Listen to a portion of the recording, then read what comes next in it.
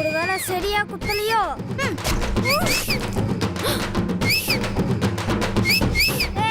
நான் டாக்டர் ஆயிட்டேன், டாக்டர் ஆயிட்டேன். நான் ஊசி போட்டுட்டேன், நான் ஊசி போட்டுட்டேன். நான் டாக்டர் ஆயிட்டேன். எனக்கு கொடுக்காம ஜூஸ குடிச்சல, அதான். டேய், ஊசி குத்துனது கூட பரவாயில்ல புள்ள. அண்ணா சூசத்து போட்டான் பாரு. அந்த குட்டி பிசாசை நான் விடவே மாட்டேன். டேய் டேய், நான் ஊசி போட்டுட்டேன். இல்லடா, இல்ல உங்க அப்பா மவனே. ஏன்டா ஊசி குத்துன? உன்ன அடிக்காதீங்க பாரு. என்னாச்சு? என்ன பண்ணானா? ஏதோ ஒரு ஊசி எடுத்து என் பின்னாடியே குத்திட்டான். மூஞ்சி முகரையும் பாரு. சரி கோச்சுக்காதீங்க, விடுங்க. இவன் எங்க டாக்டரோட பையன். யாரா இருந்தா எனக்கு என்ன? என்ன வலின்னு எனக்கு தான் தெரியும். அவங்க அப்பா மாதிரி இன்ஜெக்ஷன் போடணும்னு ஆசைப்பட்டுட்டே இருந்தான். அப்படி போடணும்னு ஆசைப்படுறவன் நர்ஸுக்கு பின்னால போய் குத்த வேண்டியதானே? ஏன் எனக்கு வந்து குத்தணும்? லூசே, நர்ஸுக்கு யாராவது இன்ஜெக்ஷன் போடுவாங்களா? பேஷண்ட்டுக்கு தான் போடுவாங்க. ஏண்டா குத்துறது இல்லாம லூசுன்னு வேற சொல்றியா? உன்ன நானு அட்டெண்டர்டா, பேஷண்ட் கிடையாது. சரி விடுங்க, தெரியாம நடந்துருச்சு, சாரி. சாரி சொல்லிட்டா எல்லாம் சரியா போயிடுமா? அது என்ன ஊசியோ என்ன மருந்தோ? பயப்படாதீங்க, விட்டமின் இன்ஜெக்ஷன் தான்.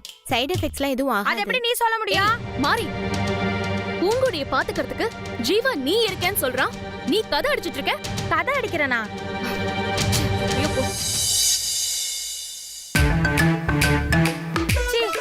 மவனே, எல்லாம் உன்னாலதான். இங்க ப்ளீஸ். வந்து உன்னை வச்சுக்கிறேன். அம்மா,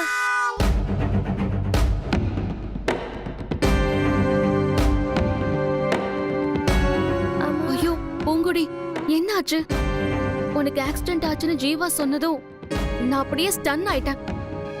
லேசா ஒரு கீறல் பட்டாலே எவ்வளவு பெயின் இருக்கும். பிராக்சர்லாம் என்னால நினைச்சு கூட பார்க்க முடியல. நடந்தது நடந்து போச்சு, நீ வருத்தப்படாத தீபி. எப்படி பூங்குடி வருத்தப்படாம இருக்க முடியும்? நீ மாயா ஆண்டி கிட்ட விட்ட சவால்ல ஜெயிக்கணும்ல, அப்பதானே நாம ஜெயிக்க முடியும். அதெல்லாம் பூங்குடி பாத்துக்குவா தீபி.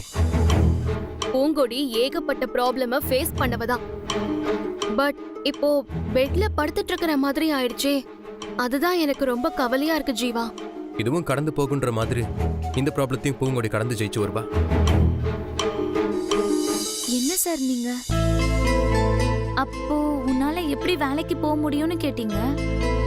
இப்போ தீபிகா கிட்ட நான் எப்படி ஜெயிப்பேன்னு சொல்றீங்க. இதுல எது சார் உண்மை? ரெண்டுமே உண்மைதான். உன்னால இப்ப போய் வேலை பார்க்க முடியாதுங்கிறது உண்மைதான்.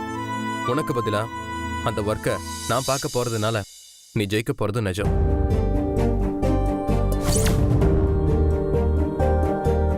நான் பார்த்த வேலைய நீங்க போய் பார்க்க போறீங்களா? வேணா சார், நீங்க கனவுல கூட அப்படி ஒரு வேலை பார்க்கறத என்னால தாங்கிக்க முடியாது. இல்ல, நான் வேணுங்கிறதுக்காக தானே நீ இப்படி ஒரு கஷ்டமான வேலையை இழுத்து போட்டு பாக்குற. நீ அதை எனக்காக கஷ்டப்பட்டு பண்ணும்போது உனக்காக நான் அதை பண்ணக்கூடாதா? அப்புறம் நம்ம லவ்வுக்கு மீனிங்கே இல்லாம போயிடுமே பூங்குடி.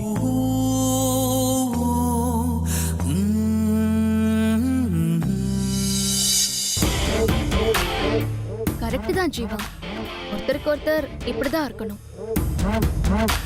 இல்ல தீபி, வேண்டாம். அப்படிலாம் சொல்லாத பூங்கொடி. என்ன பொறுத்த வரைக்கும் நீ அந்த சேலஞ்ச்ல எப்படியாவது ஜெயிக்கணும். ரொம்ப நன்றி தீபி. எல்லாரோட பிரார்த்தனையும் இருக்கும்போது நான் நிச்சயமா ஜெயிப்பேன். ஆனா 3 நாள் தான், அதுக்கு மேல நான் பெட் ரெஸ்ட்ல இருக்க மாட்டேன். வேலைக்கு வந்துருவேன். சரி ஓகே, அது வரைக்கும் நல்லா ரெஸ்ட் எடு. சரி தீபி. மாறி, சும்மா அங்க இங்கன்னு கதை பேசிட்டு இருக்காம பூங்கொடிய கொஞ்சம் கேர்ஃபுல்லா பாத்துக்கோ. உன்னால முடியலன்னா சொல்லு, நான் இங்க இருந்து பூங்கொடிய பாத்துக்கிறேன். இல்ல, நானே ஒழுங்கா பாத்துக்கிறேன். சரி ஓகே, நான் ஒரு ஃபோன் பேசிட்டு வந்துடுறேன் பூங்கொடி.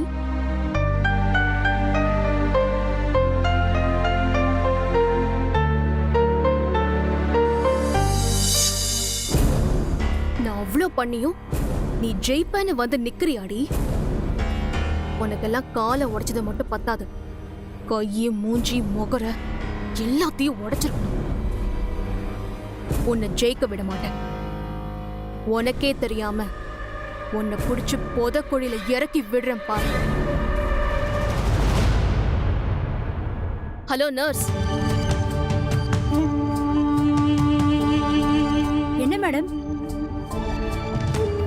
நீ போட்டிருக்கிற செயின் டிசைன் ரொம்ப நல்லா இருக்கு. பட் அது கவரிங்னு நல்லாவே தெரியுது. என்ன பண்றது மேடம், என் ஒருத்தி சம்பளத்துல தான் என் குடும்பமே ஓடுது. சரி, இட்ஸ் ஓகே, நீ கவலைப்படாத. உனக்கு இதே மாடல்ல ஒரு கோல்டு செயின் தரலாம்னு நினைக்கிறேன். இப்ப புரியுது மேடம். உங்களுக்கு நான் என்ன பண்ணணும்னு சொல்லுங்க. பூங்கொடி சீக்கிரமே எழுந்துச்சு நடக்கணுமா? டக்குன்னு டீலிங்க்கு செட் ஆயிட்ட. பட் விஷயத்த ரொம்ப தப்பா புரிஞ்சுக்கிட்ட. Coming to the point. அவ இந்த ஜென்மத்துல நடக்கவே கூடாது. மேடம். ஆமா, இப்போ அடிபட்டு எப்படி நடக்க முடியாம கிடக்குறாளோ இப்படியே அவ லைஃப் டைம் ஃபுல்லா இருக்கணும். எனக்காக நீ இத பண்ணனா உனக்காக நான் என்ன வேணாலும் பண்ணுவேன்.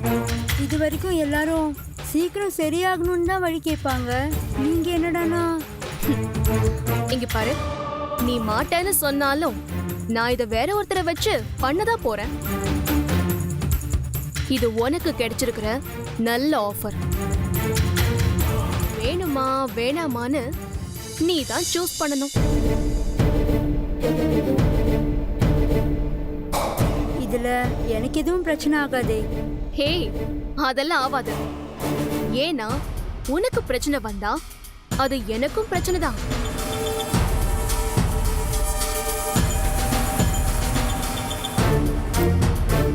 என்ன யோசிக்கிற? நான் சொல்ற மாதிரி செய்யறதுக்கு சான்ஸ் இருக்கா இல்லையா? சான்ஸ்லாம் இருக்கு மேடம். அப்புறம் என்ன? நீ ஒரு கவலையும் படாத. நீ எவ்வளவு சீக்கிரம் செய்ய முடியுமோ அவ்வளவு சீக்கிரம் செஞ்சு முடிச்சிரு.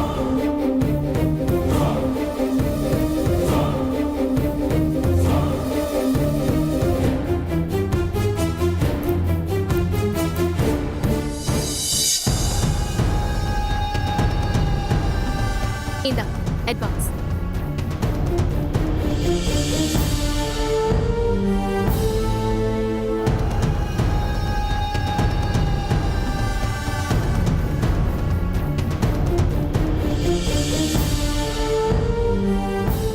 சரி, நான் சொன்னத எப்ப பண்ண போற? அவளுக்கு டெய்லி இன்ஜெக்ஷன் 2 ml போடணும். அப்படி போட்டா அது காயத்தை சீக்கிரம் சரியாக்கும். அதுக்கு பதிலா 10 ml போட்டா மருந்து ஓவர் டோஸ் ஆகி காலையே காயமாக்கிடும். அப்புறம் வாழ்க்கை பூரா நடக்கவே முடியாது. Very good, super idea. ரொம்ப சிம்பிளா இருக்கு. நான் கூட ரொம்ப கஷ்டப்படணுமோ நினைச்சிட்டேன். ஆமா மேடம், சரியான நேரமா பார்த்து நான் போட்டுடுறேன். சரியான நேரமா பார்த்து போடுறியா? இப்பவே அந்த இன்ஜெக்ஷனை போடு. இப்பவா? வேணாம் மேடம், கூட அட்டெண்டர் யாராவது இருப்பாங்க. அதெல்லாம் நான் பாத்துக்கிறேன். ஏன்னா அவளுக்கு நானே ஒரு அட்டெண்டர் தான். எல்லார் முன்னாடியும் போடுறப்பதான் யாருக்கும் டவுட் வராது. நீ போய் இன்ஜெக்ஷனை ரெடி பண்ணிட்டு வா. மேடம் இல்ல மேடம், எனக்கு கொஞ்சம் பயமா இருக்கு. பயப்படாத, அதான் நான் கூடவே இருக்கேன்ல. சரிங்க மேடம், நான் உள்ள போய் மருந்து எடுத்துட்டு வரேன். போ.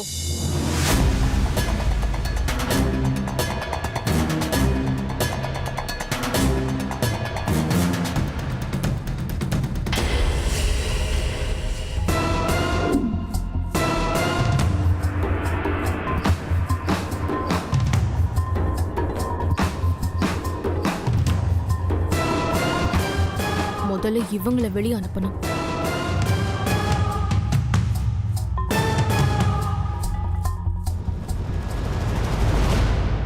ஏய் தீபி, ஆ? எங்க போயிட்டு வர?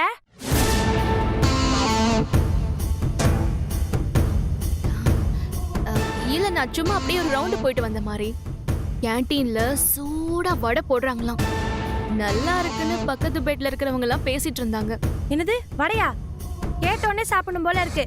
ஜீவா சார், நான் உடனே போய் வாங்கிட்டு வந்துடுறேன். ஏய் இரு, நான் போய் வாங்கிட்டு வரேன்.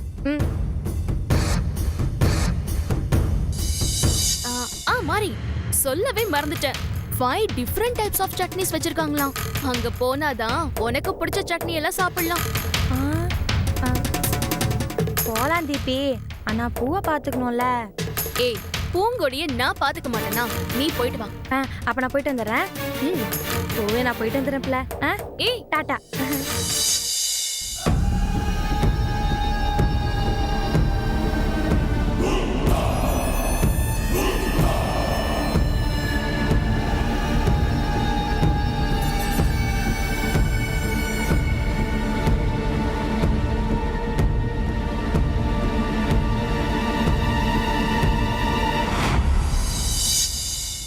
என்னது?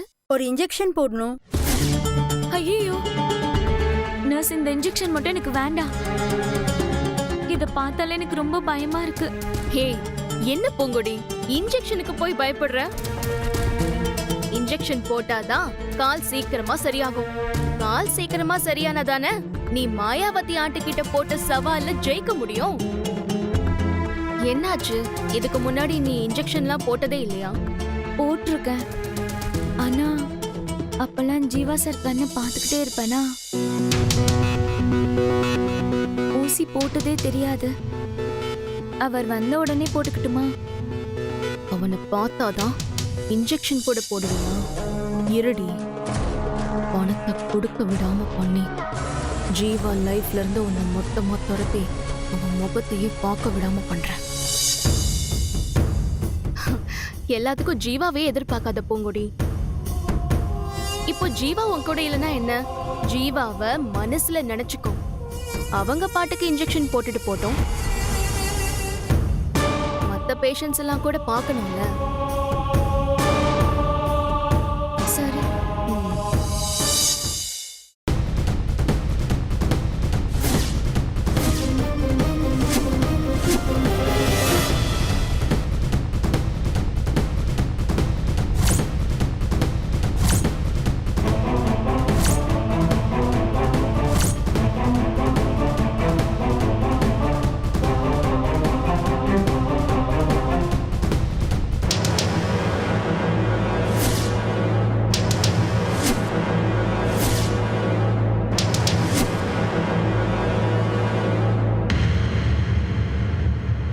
இது என்ன இன்ஜெக்ஷன்?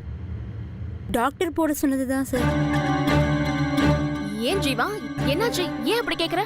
இல்ல, ஒரே ஒரு தடவை தான் கட்டு பிரிச்சு மாத்தணும். ஒரு நாளைக்கு ஒரு இன்ஜெக்ஷன் தான் டாக்டர் சொன்னாரு. ஆல்ரெடி காலையில ஒரு இன்ஜெக்ஷன் போட்டாச்சு.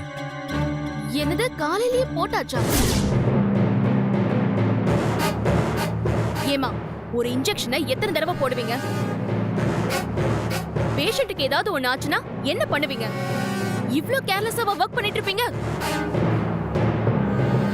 ஒரு பேஷண்ட் அட்டெண்ட் பண்றதுக்கு முன்னாடி சார்ட்ல என்ன இருக்குன்னு கூட பார்க்க மாட்டீங்களா? இல்ல மேடம், காலையில இன்ஜெக்ஷன் போட்டத சார்ட்ல நோட் பண்ண மறந்துட்டாங்க. அதான் இன்னும் போடலன்னு நினைச்சு நான் போட வந்தேன். கன்ஃபார்மா காலையில போட்டாச்சு தீபி. Sorry sir. எல்லாத்துக்கும் ஒரு சாரி சிம்பிளா சொல்லிட்டு போயிடுங்க. ஜீவா மட்டும் வரலனா என்ன ஆயிருக்கும் இப்போ? உங்களெல்லாம் சும்மாவே விடக்கூடாது. இருங்க, சீஃப் டாக்டர் கிட்ட போய் நான் பேசுறேன். ஏய், சரி விடு, ஏதோ தெரியாம பண்ணிட்டாங்க. பாரு எப்படி வைத்திருக்கேன்னு. இனிமேலாவது ஒழுங்கா என்னன்னு பார்த்துட்டு பண்ணுங்க. சரிங்க சார்.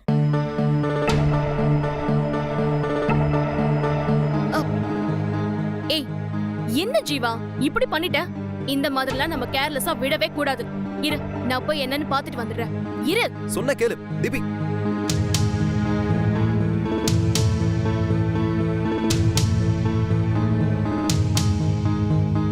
கொஞ்ச நேரத்துல எனக்கு வெடன்னு ஆயிடுச்சு மேடம்.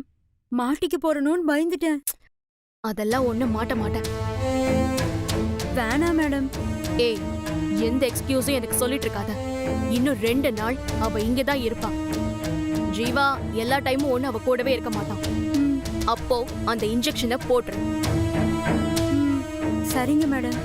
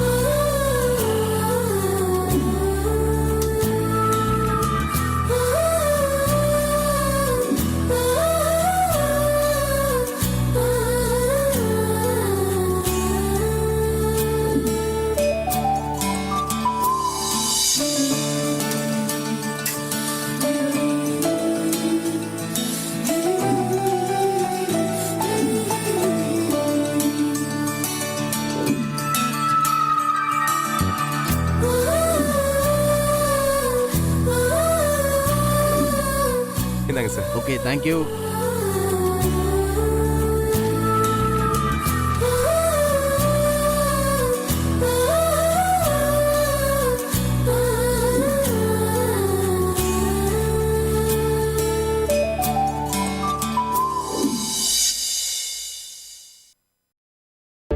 டாக்டர், சொல்லுங்க சார். கிட்னி ஆப்ரேஷனுக்காக ஒரு மாதத்துக்கு முன்னாடி எங்கள் அம்மாவை இந்த ஹாஸ்பிட்டலில் சேர்த்தேன். ஆனால் இன்னும் ஆப்ரேஷன் நடந்த பாடில்லை. பணத்தை பற்றி கவலைப்படாதீங்க சார். எங்கள் அம்மாவுக்காக நான் எத்தனை லட்சம் வேணாலும் செலவு பண்ண தயாராக இருக்கேன். உங்க அம்மாவோடது ஏபி நெகட்டிவ் பிளட் குரூப். அது ரொம்ப ரேரான குரூப். அதே குரூப் இருக்கிற ஒரு ஆளோட கிட்னி கிடைச்சாதான் உங்க அம்மாவுக்கு ஆபரேஷன் பண்ண முடியும். எல்லா ஹாஸ்பிட்டல்லையும் டோனருக்காக இன்ஃபார்ம் பண்ணியிருக்கோம். கிடைச்சதுன்னா உடனே நம்மளை காண்டாக்ட் பண்ணுவாங்க.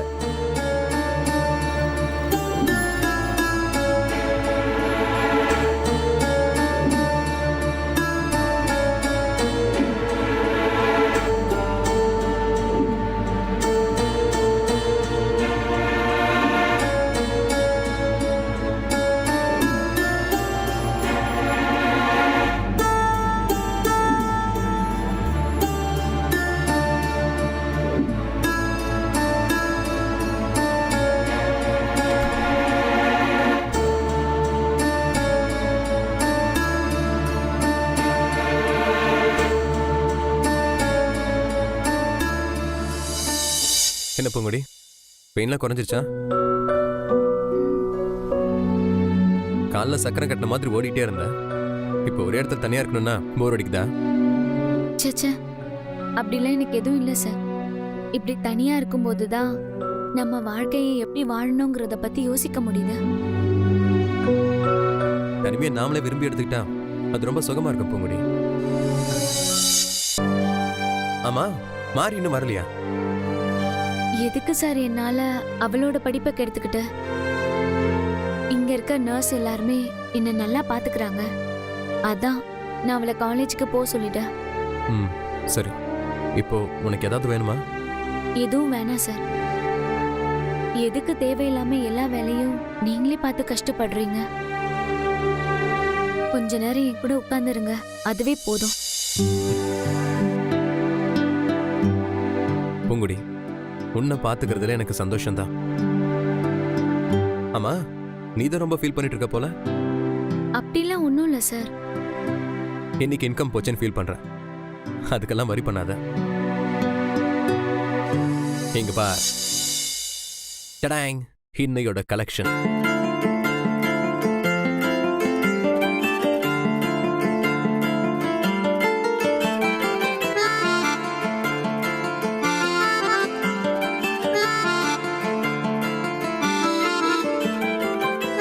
வேணாம் சார்.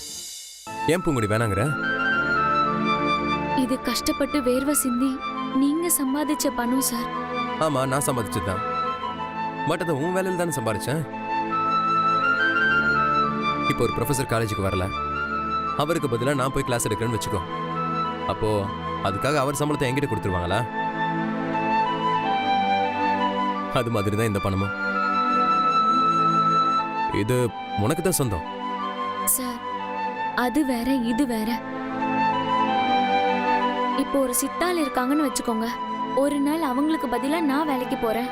அந்த சம்பளத்தை யாருக்கு கொடுப்பாங்க? பொம்மை விக்கிற தாத்தா ஒரு நாள் நான் வேலை பார்த்தா 500 ரூபாய் சம்பளம் கொடுக்கறாரு. அப்படி இருக்கப்போ நீங்க சம்பாதிச்ச இந்த பணம் உங்களோடது தானே. அதனாலதான் சொல்றேன், இந்த பணத்தை நீங்களே வச்சுக்கோங்க.